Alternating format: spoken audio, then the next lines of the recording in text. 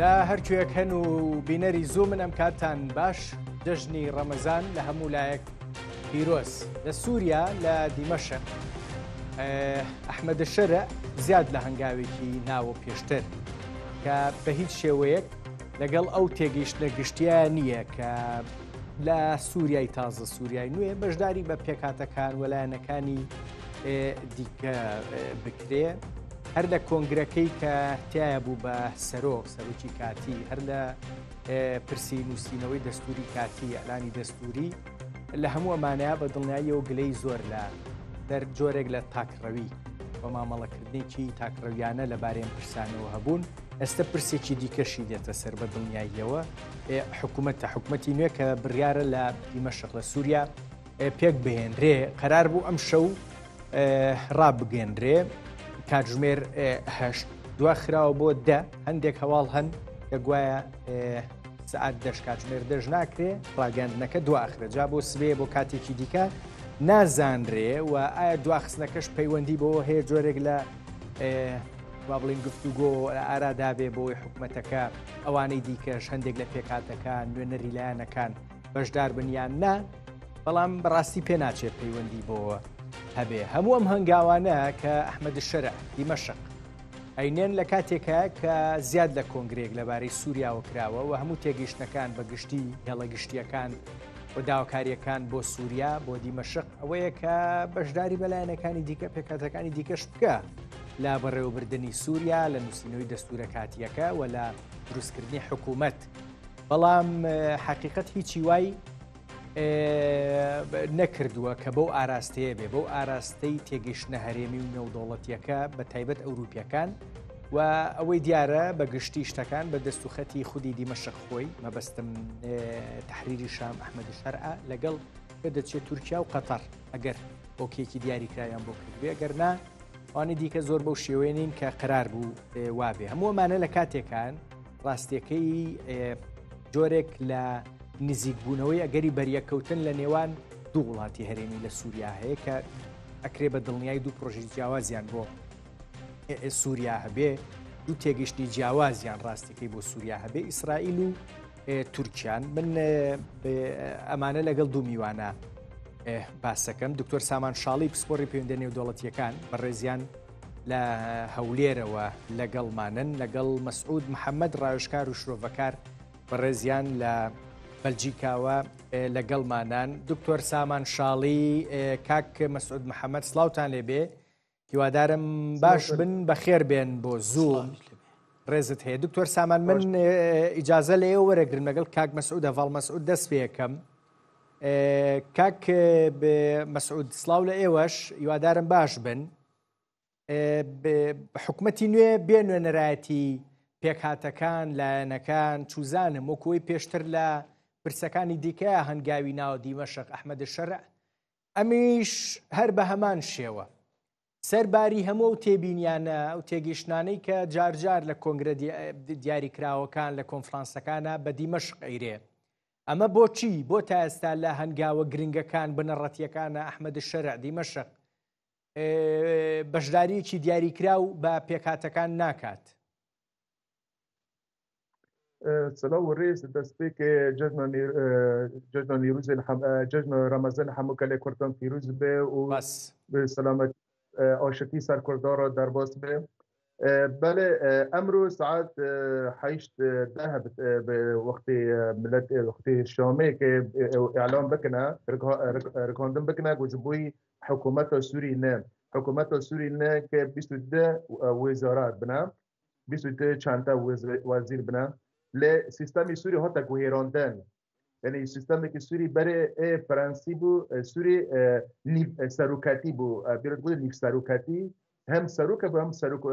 حکومت هم سروک حکومت بو سروک حکومت بو است سروک حکومت گوری دستوری نه را بو نه است بس سروک تنه هیا و 22 چندی وزیراتی که کار بنا هنک وزیری دیجی ساکن آن در وقتی وزیر فروکان و وزیر چالو دران و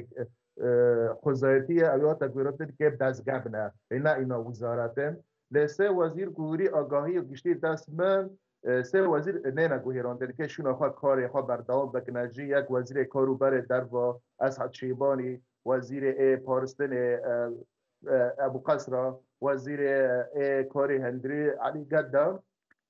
اب وزارت نه گوهراندن لیکش هنر دیجه ملت سوریه دیجه اب وزارت او کارات به آگاهی ملت سوریه به آگاهی سیاستمدار و هیزی سوریه سیاسی و اپوزیسیون سوریه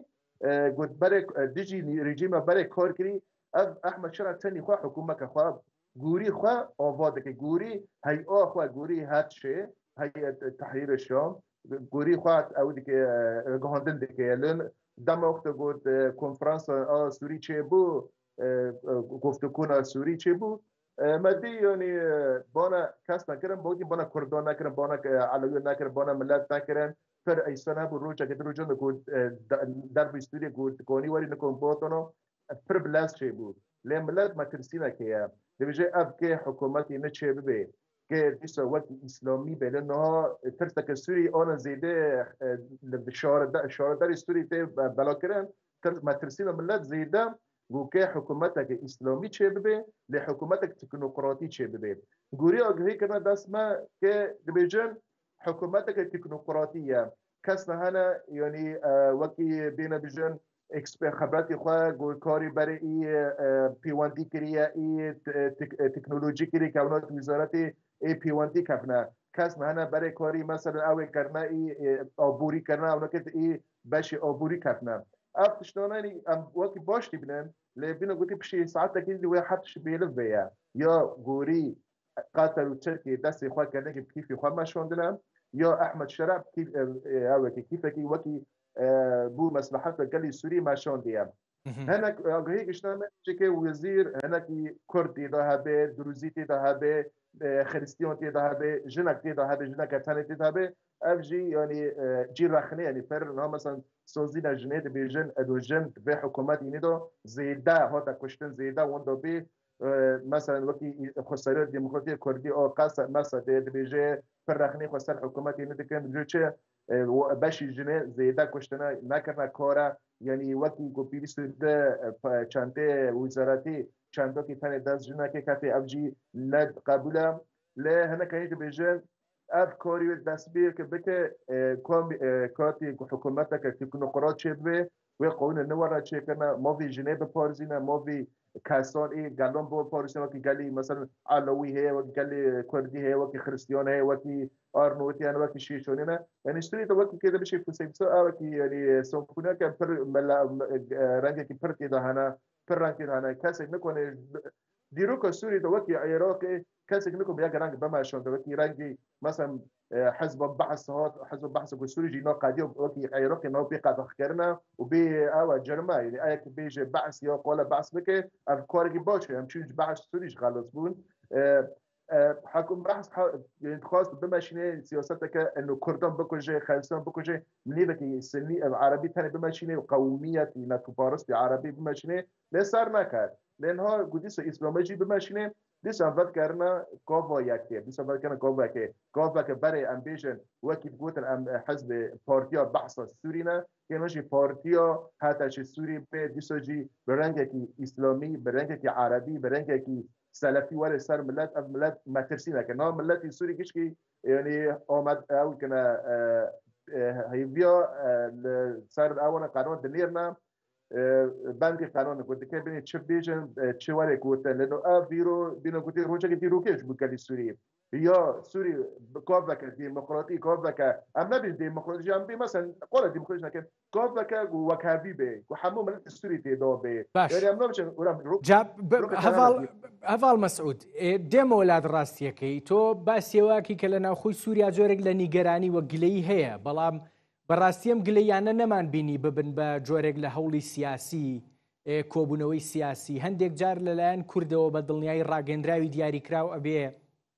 دروزەکان قسە ئەکەن ئەلەویەکان دیارە دۆخیان چۆنە بەڵام ئەمانە نەبوون بە جۆرێک لە کۆبوونەوەی سیاسی بە دوایی بە دەوری پرۆژەیەکی دیاریکراوە دێمە وڵات بزانم بۆچی ئەوە نابینین بۆچی هاوپەیمانیەکی بینی کورد و پێکاتەکانی دیکە نابینین بەرامبەر بەمەی کە ئێستا ئێوە باستان کرد بەڵام دەچمە هەولێر دکتۆر سامان شاڵی بەڕاستی پێکێنانی حکوومەت کاک مەسعود باسی کرد وتی وهەتە 6 ینی ئەحمەد شەرعوان خۆیان ئەڵێن ئەم حکوومەتە کە پێکێنین بەڕاستی لەسەر بنەمایی ئەوەی ناوی ناوە تەکنۆکرات پێکەێنرێ بەڵام دوجار پرۆسی پێکێنانی حکوومەت لە هەر وڵاتێکە پرۆسێکی سیاسیە ئەبێ بڕیاری سیاسی لەلایەن پێکاتە و لایەنە سیاسیەکانەوە بە دڵنیایی بەشدار بێتیایە نەک ئەوەی تۆ بە بیانووی ئەوەی حکوومەتی تەکنۆکرات پێکێنی هیچ بڕیارێکی سیاسی بۆ پێکاتەکانی دیکە نەهێڵیتەوە ئەمە ئەگونجێ ئەشێ بە بیانووی تەکنۆکرات بوون ئیتر بڵێ من گفتوگۆ لەگەڵ هیچ لایەنێکان ناکەم بۆ پێکێنانی حکوومەت بەشداریان پێ ناکەم. سپاس بۆ چاوپێکەوتنە و سڵایش بۆ میانە بەڕێزەکەت و هەروەها جژنی ڕەمەزان لە هەموو گەلی کوردستان و لە هەمووتان پیرۆز بێ ئینشەڵڵا ساڵی خۆشی و کامەرانێ بێ بۆ هەموو لایەک. طبعاً ئەم مەسەلەی تەکنۆکراتە منیش پشگیریەکەم بەڵام کورد تەکنۆکراتی تیان نییە دروزەکان تیانین عەلەویەکان تیانین مەسیحەکان تیانین هەر ئەو ئەزانێت تەکنۆکراتەکان چێن یەکێکی داناوە عەلەساس کوردە تەکنۆکراتە بۆ وەزیری تەربیە بەڵام لە ئەسڵا ئینکارەکە کە کوردیشە یعنی تۆ نایەنەوێت تەجروبەی عێراق تەجروبەی محاسەسە بەکاربێنن باشە ناڵین محاسەسە بەڵام تەکنۆکرات ئێمەش تەکنۆکراتمان هەیە لە ناو سووریا هەیە لە باشووری کوردستان هەن خەڵکی سووریان کوردی سووریان کوردی لە ئەوروپا هەن با ئەوانە بێنەوە قەیچەکە با ئەوانە داخل بن تۆ هەر خۆ مەسەلەکە هەر ئەوە نییە حکوومەتەکە کاکە پێش حکوومەتەکە گلەیی لەسەر دەستورەکە هەیە تەماشای کە دوای ئیتیفاقەکەی کە کرا لە بینی ئەحمەد شەرع لەگەڵ جەنەڵان مەزلوم دوای 2 ڕۆژ دەستورێکی موقەتیان دانا بۆ 5 ساڵ ئەم دەستورە هەموو سەلاحیەتی لە خۆی کۆکردێتەوە دەستی خۆیان هەتاکوون سەرۆکوەزیرانیش خۆیەتی بۆ 5 ساڵ ئەم دەستورە بڕوات دەوڵەت عەرەبیە جەمهوریە العەرەبیە سووریە عەرەبەکەیتیان نەبوو خستێناوە یەک زمان هەیە زمانی عەرەبی یەک دین هەیە ئەی دیاناتەکانی کە ئەی لەلایەکە و بەحسی مافی مرۆڤەکەن بەحسی کەمایەتیەکانەکەن ئەیکوا ئەی باشە لەم دەستورە جارە مشکلەکە لە دەستورەکەیە پێش ئەوەی لە حکوومەتەکە تەشکیلکەن یعنی هەسەدا زۆر بەڕوونی بەحسی ئەوەی کردووە کە کێشەکەمان ئێمە لە دەستورەکەیە ئەبێت دەستوری موقەتەکە تعدیل کرێت اینجا ببن بە بەشێک لە حکوومەت یعنی کێشەکان ئاڵۆسترە بێ ڕۆژ بە ڕۆژ لەم مەسەلەیە لەبەر ئەوە خۆ من حەزەکەین ئێمە خۆزگەم عێراقیش خۆزگەم کوردستانیش هینی تەکنۆکرات بێ هەر حیزبەکان نەبن دکتۆر من دواتر دێمە سەر زۆر باشە ئەو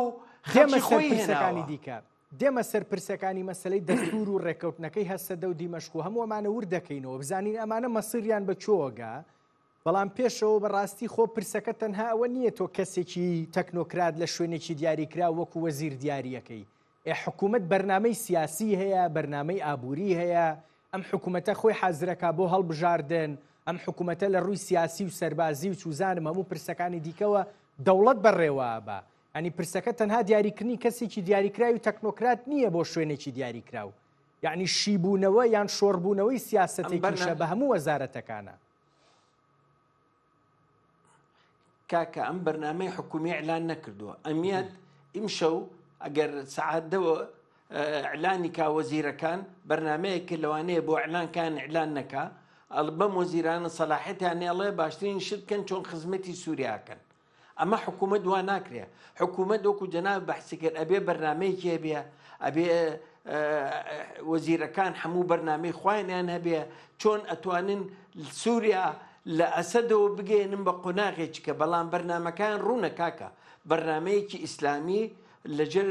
چاودێری خۆیەتی یعنی تاکون ئیستا ئەحمەد شەرع وشەی دیموکراسی بەکار نێناوە کاکە موفتێکی داناوە مفتی کە یەکێ لە هەرە منسەبە گەورەکانە مفتي أسامة الرافعي داناوە. أسامة الرافعي ل 2018 لعاني عفرينا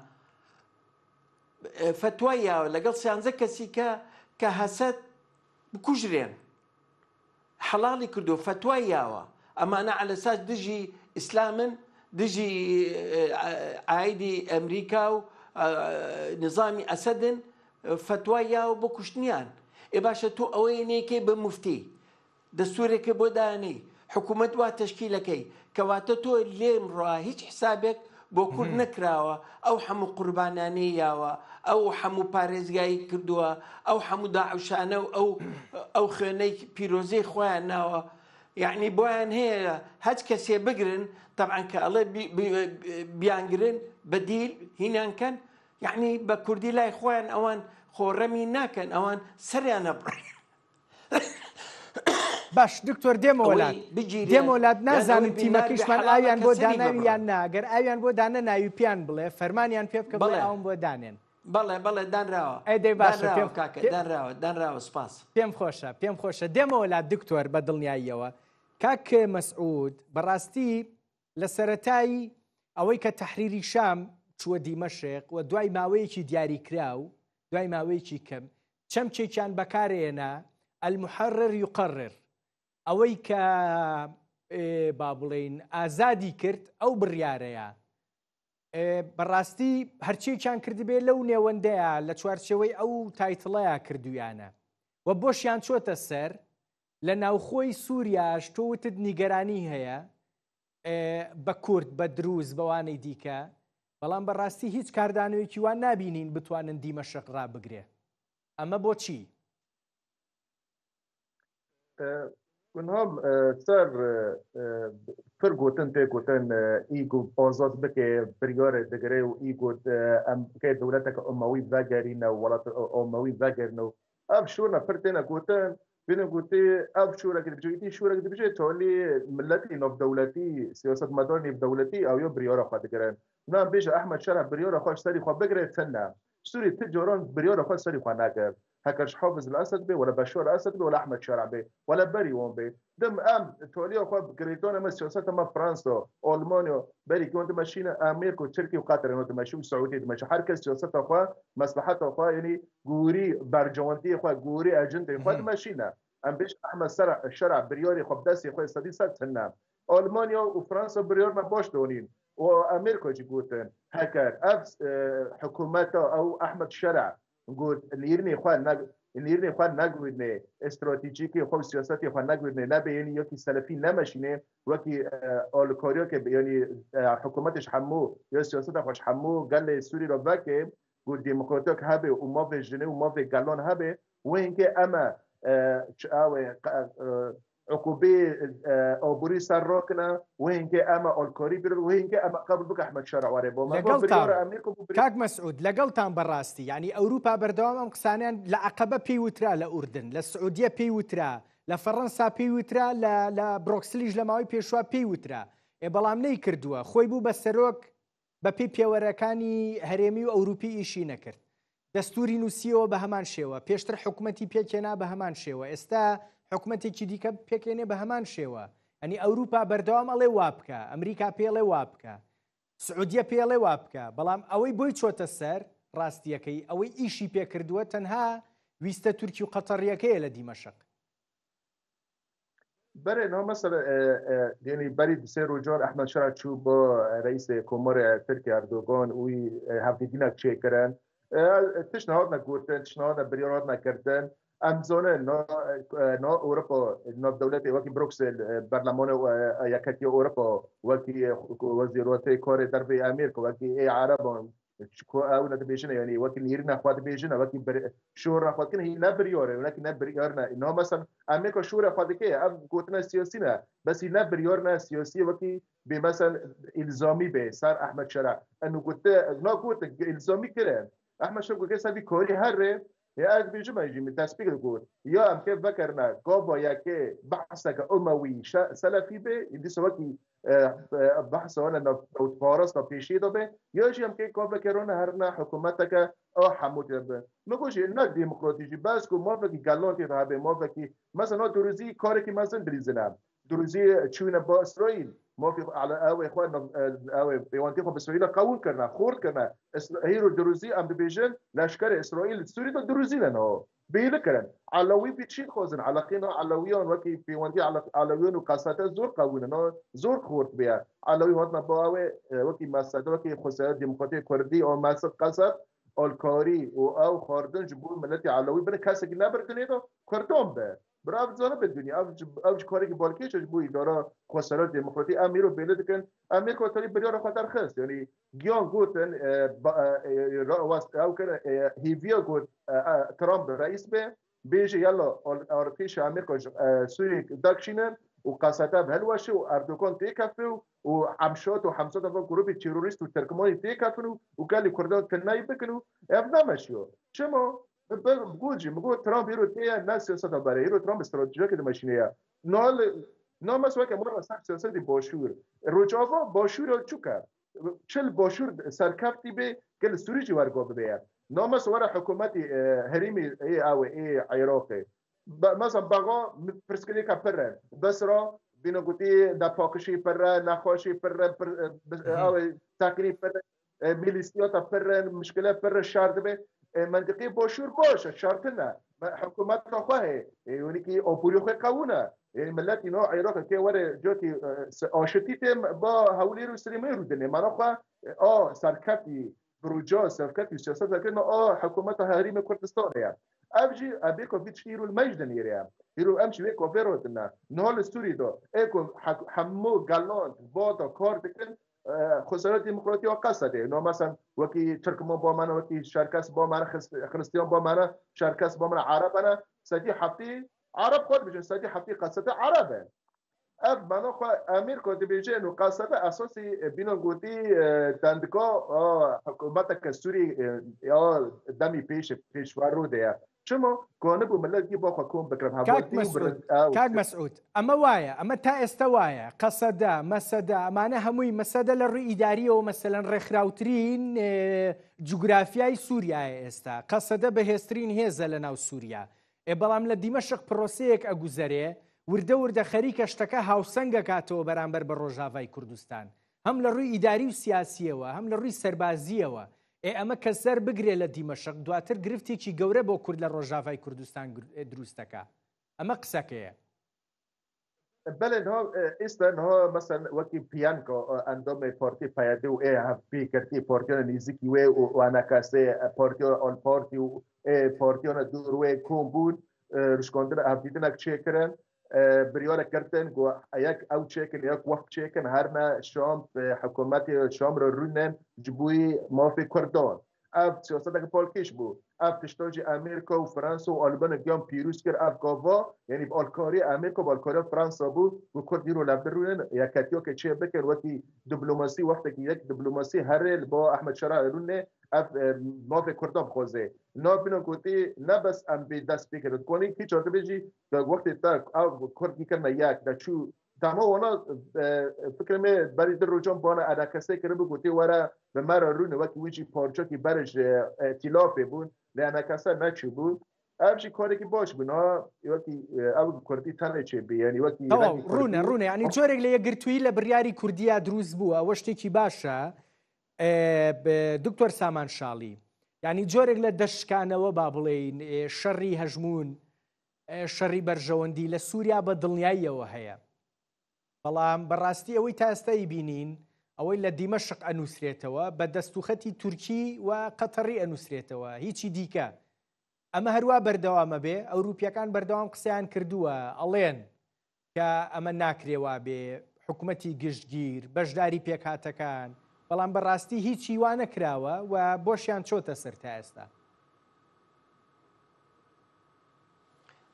بەڵێ زۆر ڕاستەکەی ئەو سیاسەتیان بۆ چۆتە سەر پشگیرێکی بەهێزی تورکیا هەیە پشگیرێکی بەقوەتی هەیە و هەروەها لە قەتەرەوە و ئەوەی جگای سەرسوڵمان دەوڵەتە عەرەبیەکان باوەشیشیان بۆ کردووەتەوە قسەی پێڵێن بەڵام ئەو وەکو جەناب دەڵێن سەرچاوەی بڕیارەکانی لە تورکیاوەیەت یاین تورکیا سبەینە بێوێ لایبە لایەبات بەڵام لێرە تەوازونێک هەیە دروزەکان لەگەڵ کوردەکانە ئیسرائیل بەڕاستی بە ڕاشکاوانە ئەڵێ ئەبێ ئەم دوو حەلیفەی ئێمە بپارێزرێت ئەمە خۆی لە خۆیەکە سەرنجەکە چونکە ئەزانیە ئێستاش بۆی دەرنەکەوتووە خەتەری شەرع زۆر خەتەرە لەسەر ئیسرائیل خۆی چونکە تۆ مجموعەیەکی جیهادی داعشی لە حکمان بەرامبەر تۆ بوون بە دراوسەی تۆ بەڵام ئەو ئیسا دروزەکان داوایان کردو بچنە سەر ئیسرائیل نۆکو لەگەڵ دیمەشق بمێنەوە و کوردەکەش جارە لەژێر حمایەتی فەڕەنسا و ئەمریکایە و ئەوانی ژوایان لێکرد کە بچن لەگەڵ ئەحمەد شەرعا دانیشتن و ئەو ئیتیفاقیە ئیمزا بکەن بەڵام ئەمە ئەگەر بەم شێوەیە بڕوات گەر ئاگاشتان لێ بێ ئیمڕۆژ ئەمریکا هشداریەوەتە حکوومەتی شەرع کە لە جژنا بەتەمان بەعزە جیهاتێک کە هجووم کرێتە سەر قونسوڵیات و سەفاراتی ئەمریکی مەسئولیەتەکەی خستۆتە سەر شانی حکوومەتی شەرع کەواتە وردە وردە خەریکە ئەوانیش ڕوونە بێتەوە لە بەرچاویان کە ئەم کابرایە بەرنمەکەی چییە ئەم بەم شێوەیە ناتوانێ بڕوات چونکە خەڵکێکی ناڕازایی زۆر هەیە ڕاستە لە هەموو لاکانەوە بەڵام ئەمانەی کە ناڕازایین لەگەڵ یەکانین یعنی لە هەر کەس لە شوێنی خۆیەوە دەنگ بەرزەکاتەوە ڕاستە لە هەمیان بەهێزتر کوردەکەیە بەڵام ئەمانە هینێکی ڕێکخراویان نییە پێکەوە کۆیان کاتەوە کوردەکە شکر بۆ خوا نەختێ لە نزیک بوونەتەوە لە بڕیاری شتەکان پێکەوە بەڵام مەسەن لەگەڵ دروزەکان ناچۆنن لەگەڵ عەلەویەکان ناچۆنن لەگەڵ مەسیحەکانە لەگەڵ تورکمانەکانە ئەم پەیوەندیانان چۆنە دکتۆر تۆ پێم بڵێ ئێستاوەی کە لە سووریا ئەیبینی ئەوەی لە سووریا ئەیبینی و با بڵێن دیدی کورد بۆ ئایندەی سووریا دیدی دروزەکان بۆ ئایندەی سووریا و پێکاتەکانی دیکەش بە دڵنیایی پێی ئەوەن ئەرزێتی ئەوەی تایە کە پرۆژەیەکی دیاری کراو بەیەکەوە جۆرێک لە هاوپەیمانی بەرامبەر بە تاکڕەویەکانی دیمەشق دروست بکەن و ئەگەر ئەمە بکەن جۆرێک لە پشتگیری هەرێمی و نێودوڵەتی بۆ دروستە بێ لەبەرەوەی بەردەوام ئەوەی کە لە دیمەشق هەیە تقریبەن یەک ڕەنگە کۆڕەنگ نییە ئەو دیدە ئەگەر نزیک بنەوە لە یەک ئەبن بەهێزێکی زۆر بە قووەت لە ناو سووریا ئەگەر کوردەکە ڕوئای خۆی داناوە کوردەکە ئەوێت مافەکانی خۆی لە دەستورە جێگر بێت ئەو مافانەی کە ئێستا هیچی نییە لە ناو دەستورە ئاماژەش بە کوردیش نەکراوە لە دەستورە ئەوێ ئەو مافانەی خۆی لە دەستورە جێبەجێکرێ بۆ ئەوەی بتوانێت هەنگاوی بچێتە پێشەوە هەروەها جیهاتەکانی تر بەڵام لەبەر ئەوەی کە ئەوان مسڕن لەسەرەوەی ئەم دەستورە بمێنێتەوە کەواتە ئەوە ئیشی ئەمریکایە و فەڕەنسایە و ئیسرائیلە ئەم جیهاتانە کۆبکەنەوە پێکەوە بۆ ئەوەی ڕوئایەکی یەکگرتویان هەبێت ئەگەر ئەمانەی ڕوئایەکی یەکگرتویان لەگەڵ معارەزە ئەم قسێ دووەرەگرمەوە پرسیارێکی لێ دروستەکەم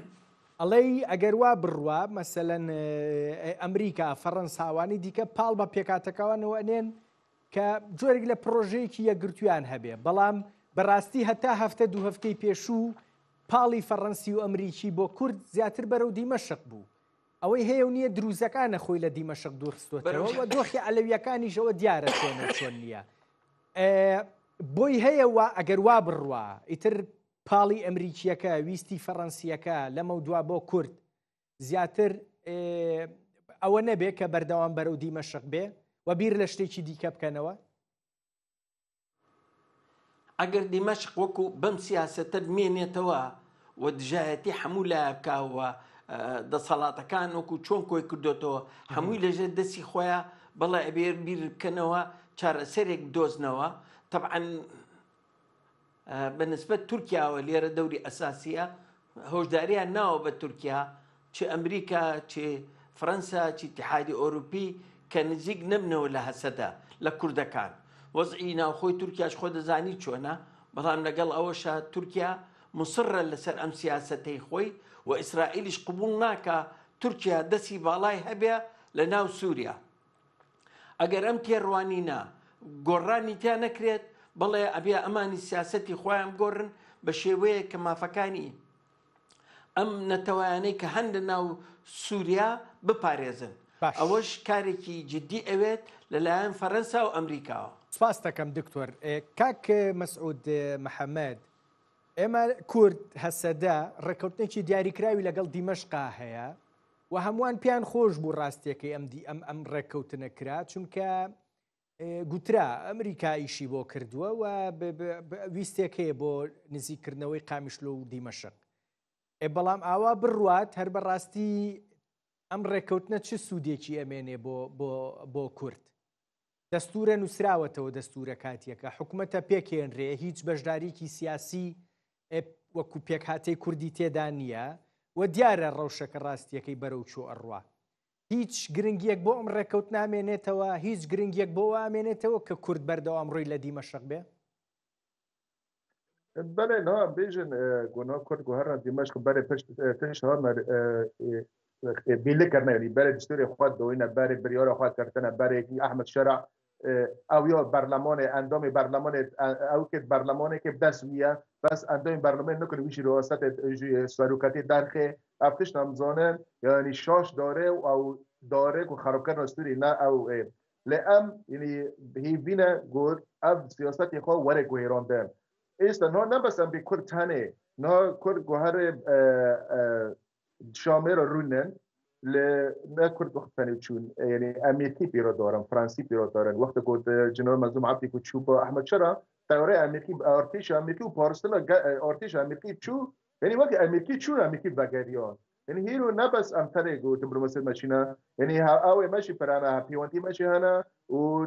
آنزی ماشی پرانا حواله ماشی پرانا ایک و دیپلماسی مرا کار دکنه. هیرو بس گفت وزیر کاری دفاع آلمانی بیچه بریکش که بریار یکی لزوم مافی کردان هبه ایدیو مافی جنان هبه نه بس ام تنه اینها ما امضا کرده به احمد شرع را لعلوی امضا نکریه، دروزی امضا نکریه، دروزی نه روزی نصر به دستوری دروزی خواست او دکنه فا آمده دکنه گفت وقتی کتلاک گروه که مزن حکومت سوری نکفه بس که ما به خود پرهبه نه که کرد آری که ما امضا کریه لباس بینو ایکو دستوری دستور بگوی راندنجی چاله که شهر لسر قادان به نصر دستورانده به هکر که بود دستورا ما بی می کردان که بکجی و ما بی دروزیان بکجی و علاویان و خریستیان و شرک دین بردام ببه و همجوری که شرک دیشی بردام ببه استوری نه به جمع شرک سوری دین پیسوی دست به ببدیستا چما اساس سوری وقتی نه اساسی گفت ما به همو کلانتی تا وقت که فرانسیان و انگلیسیان سوری پارچه کردن، کردستان پارچه کردن و سوری آوا کردن و عراق آوا کردن. اف دولتانا وقتی دمکی آوا کردن نه دولت نگفت صرف خو اساس خو بنگاه خو هبه سوری بنگاه خواهتنه، عراق بنگاه خواهتنه. عراق یک سروک اکجیرا جاورانی حجاز آنین فیصل امیر فیصل کردن سروک عراق تولی داخله کردن آرتش آنینو وقتی سوری جنها ورگه لستوری نه شرک امزانن گونها احمد شرع چیز زانه احمد شرع دیپلماسی و زانه یعنی پروردهش باش به یعنی امزانن و علاقه خواهش وقتی دولت راه استخباراتیش و اوجه هیا ل هیرو کد گوشون گومتی ما فی ما دستور بیل ناکه منها اری دستوری دو گود سوری کی یا که بس وقت پاره به نفتش کردن کردیم یعنی اری دستوری ناس نفتی ما او رژیمه یا او احمد شرع بس وقت پاره خودتون نفتم ما بر ما نخبر وقت دستوری خودینه بریار تش قوت دست عرضه هنه نه مثلا دروزی پارچه که سوری نه بس قبول نکنه بی دستوری ای هون مثلا علوی تو جوی دستوری دکن علوی دولت که الحال خود خوزنه گناه وقتی کردی چو و گروپی کردی چو گو او پیواندی و گفتگو چه کردن لشامه گمتی او پی وین که الکلی چه نبود تالی بینو گویی پیواندی مو علاقه ما به دروزان چه قوونه به امارات چه قوونه ما نه بس نه قطر و ترکیه تنید سوری دا کار دیگه امارات چی جو که سیاست خوی خورد سوری دا همچنان پر گروپ نه نه مثلا موک در ایوانه به امارات و سعودی دا کرده اینا نه مثلا دروزی سوری دا هدن کردن علوی نه علوی ترکی اونو شهات ربون در کدم قوادان جبو علوی سوری علوی ترکی 10 میلیون ایسکاسنی پرنجی و سیاست که مزیج دلیزه وامروزی سر سینوری علوی سوری نه یعنی کنه کاری که بکن نه بس اردوغان تنی بیولا سیاست نکس بی من تنی خمشون مبینو گویی احمد شرع ناش سر سوسیال شورا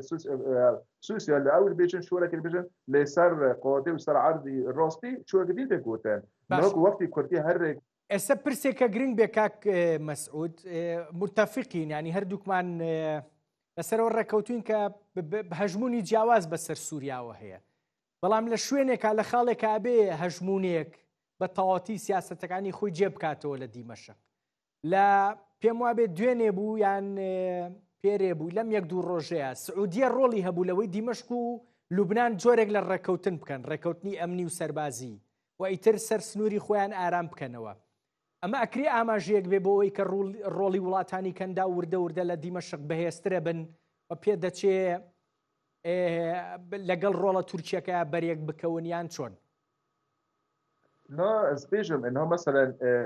جروبنا السوري دائما بجيب جروب تشاتوات عام شوت وحمزات جروبي حتى امريكا كان ليستي تيروريست جروبنا تركمان جروبنا اي سنانا اي اون ابنوش بتركي دو جريدوينا ابنو مثلا تركيا ابنو شون اذربيجان شون ليبيا لاحمد شرع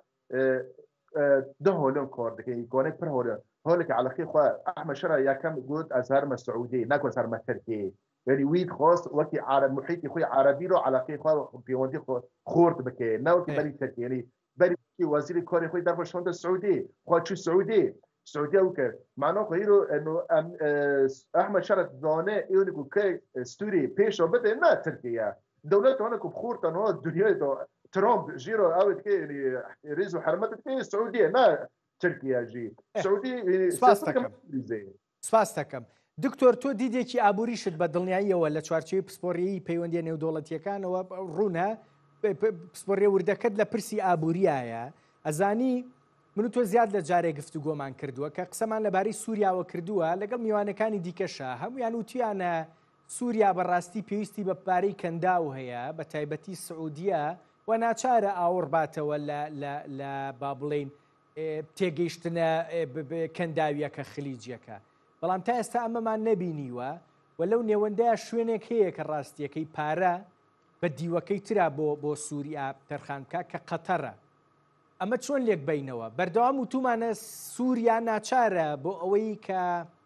خۆی بنیاد بنێتەوە ڕوو بکاتەوە تێگەشتنە کەنداویەکە و تێگەشتنە ئەوروپیەکە بەڵام تا ئێستا ئەمەی نەکردووە ئەتوانێت هەر ئەمە نەکا بەردەوام بێ لەسەری بەڵێ کردوێتی چکە هەوڵەیە مساعداتی ئەمریکی و ئەوروپی بگەڕێتەوە بۆیان و ئەو چۆنەڵێ ئەو عقوباتانەی کە لەسەری بۆ وردە وردە لا ببرێت و ئەوروپا ڕازی بۆ ساڵێک بۆی چاودێری شکات و وردە وردە ئەو سزانەی کە لەسەر نظامی ئەسەد بوو کە ئیسا لەسەر سووریا لابرا هەروەها ئەمریکاش کە ئەوانە لابرا پارەیەتە ناوە بەڵێ قەتەر ممەویل یەکەمە بۆ بەنسبەت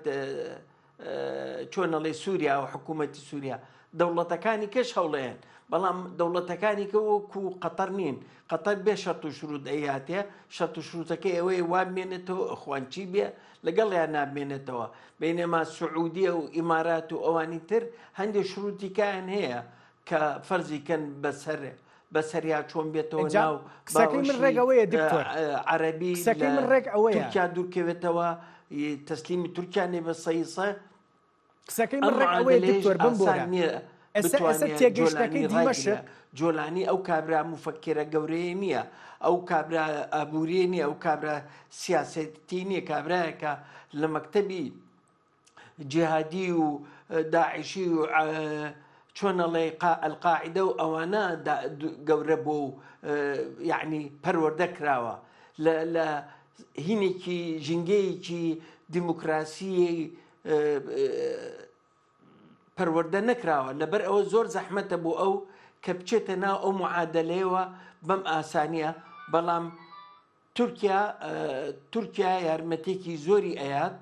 و قەتەریش تەبعاً تاکو نیستا یاریە چونکە قەتەر خواخوایەتی چۆنەڵێ وەزعەکە زۆر ئارام بێتەوە بۆی بتوانێت ئەو بۆرەی کە ئەسەد ڕەفزی کرد هینی غازەکە لێەوە بێ بۆ ئێرە داخلی کرێتەوە یعنی بە سووریا بڕوات چێتە تورکیا و بچوو بۆ ئەوروپا ئەوە قەتەر بەنسبەت ئابوووریەکەیەوە قەتەر ئومنیەتەکەی ئەوەیە و دژایەتی ئەسەدی کرد و ئەم کێشەی کە لە سووریا نایەوە قەتەر نایەوە چونکە ئەو ڕەفزی کرد کە داخلی ئەو بۆریە لە قەتەرەوە لە سووریاوە بڕوە چونکە ئێران نەیەشت ئێران بەتەمایە بۆرەکەی خۆی بگەێنێتە دەریای سپی لە سووریاوە کە نزیکترین شوێنە بۆ دەریای سپی ئەمانە هەمووی کاری ئەوێ وەختی ئەوێت بەڵام کار لە بەردەمی ئابووری تورکیا زۆر کەمە. باش سواس دەکەم دکتۆر پێم وابێ گرفتەیە تۆ گوێت لە دەنگی من نییە بەڵام بە دڵنیایی دێمەوە لات کاک مەسعود لەبارەی ئیسرائیلەوە قسە زۆرەکرێ ئەگەری بەریەکەوتنی ڕاستیەکەی هەم بەرژەوەندیەکانی ئیسرائیل و تورکیا لە سووریا هەم ئەو نیگەرانیە ئەمریانەی کە ئیسرائیل لە سووریا هەیەی بە تایبەت لەو بنکە سەربازیانەی کە تورکیا بەنیازن دروستی بکە ئەم ناکۆکیە بەچۆگە هەتا بێت هەڵک شێر ڕاستیەکەی ئەگاتە شوێنێکی دیاری کراو بەێ نها گوری سیاست هانه گوهاتی گوتن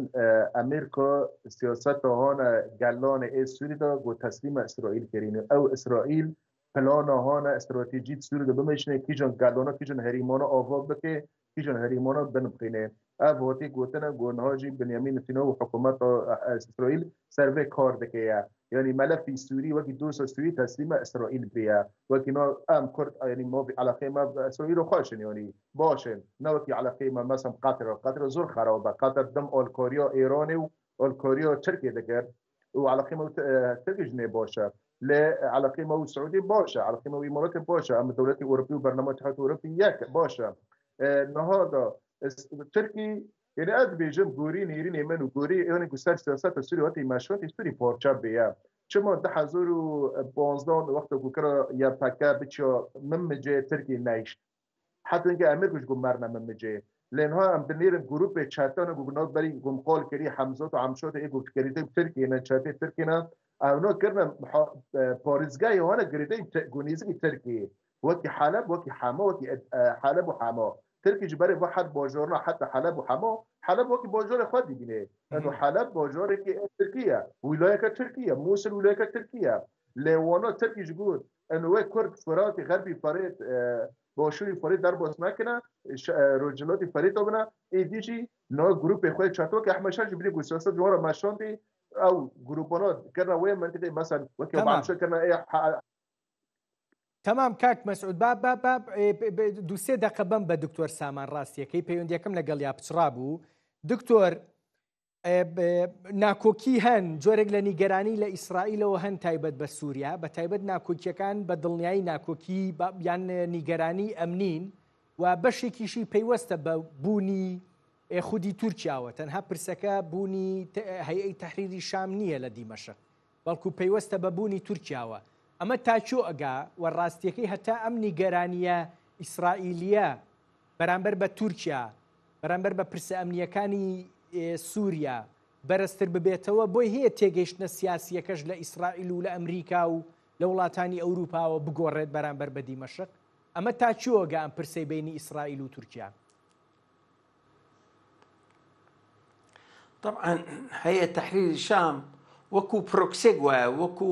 چۆنەڵێ تورکیا ئێران جەماعەتەکانی خۆی پرۆکسەکانی بەکارهێنا هەیە تەحریری شام پرۆکسێکی تورکیە باڵێن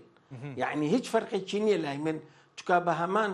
شێوە ئیشی پێکا بەکارهێنە هەموو شتەکان بەڵام شەرعێتێکی دەوڵەتی یاوەتێ وەکو ئەوانی تر نییە شەرعێتیان نەبێ ئەم شەرعێتێکی یاوەتێک على ساز ئەمانە حکومەکەن ئەی بەم بەڕێگاوە ئیسرائیل زۆر نیگەرانی هەیە و زۆر مترسی هەیە وەکو ئاماژەم کرد کە ئەوەی کە حکمێکی ئیسلامی ئخوانی بێتە سەر سنوورەکەی بۆیە پێی وتن بە ڕاشکاوی مەسەلەی دروست خەتی سوورە و هەروەها دۆستەکانمان لە دۆستەکانیانە زۆر جار ئاماژە بە کوردەکانەکەن لەبەر ئەوە هەتاکوون ئێستا ئەو نایەوێت تورکیا زۆر بەهێز بێ لە ناو سووریا ئیسرائیل ئەو نیگەرانی خۆی بە عەلەنی وتووە نێشاردۆتەوە و ئەگەر ئیستمراریش کا زەختە خات سەر ئەمریکا کە زۆر نزیک نبێتەوە لەم حکومەی کە ئیستا هەیە لە سووریا چونکە ئەوانە دژی دۆستەکانی ئەوانن لە سووریا لەبەر ئەوە ئەم ناکۆکیە دکتۆر هەر ئەوەن